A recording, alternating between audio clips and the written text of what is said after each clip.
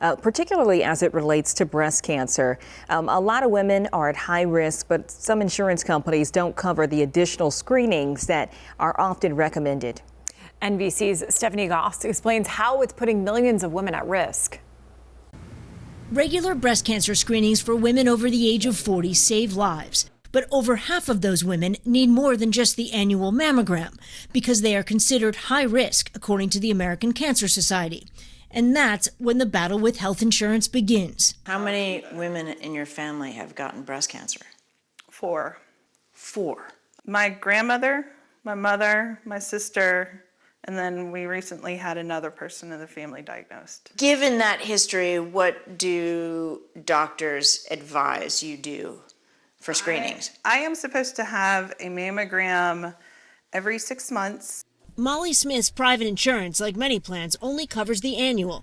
A second mammogram, she says, could mean hundreds of dollars out of pocket. It's a similar story for women with dense breasts. Last year, the FDA ruled that mammogram providers need to tell women if they fall in that category because they should consider getting additional screenings as well, including ultrasounds. We're seeing a lot of patients now where insurance isn't covering, and so these patients are stuck.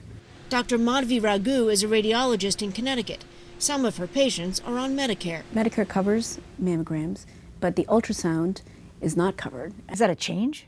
It is a change because, prior to that, it was not an issue as it is now. She provided NBC News with patient records showing their reimbursements for the newly recommended procedure were declined. Medicare says ultrasounds are covered when provided as a diagnostic test, meaning if something suspicious has already been found. But for women with dense breasts, Dr. Raghu says the test is needed to see if something is suspicious. It's disheartening because sometimes I've seen patients develop cancers That you could have caught. that we could have caught, that are aggressive, and it's a very different conversation at that time. What else do you need? When Smith went in for her first mammogram, she had to get multiple additional tests and says she ended up paying roughly $1,000, even though no cancer was found. Worried she would go through it again, she just didn't go back. For 2 years. If you want people to be able to take care of themselves, you've got to make it easier. You've got to make it so that it's affordable and something that you can do on a regular basis. Stephanie Gosk, NBC News, Myrtle Beach, South Carolina. Yeah, something definitely has to be done because it's so important. Early detection is really key when it comes to any type of cancer, but particularly breast cancer. I'm glad that we're in a place now where we're talking about these things openly more. Yeah, and as we should. I mean, we were just talking about it, actually, about mammograms, and the first check is supposed to be at 40, right?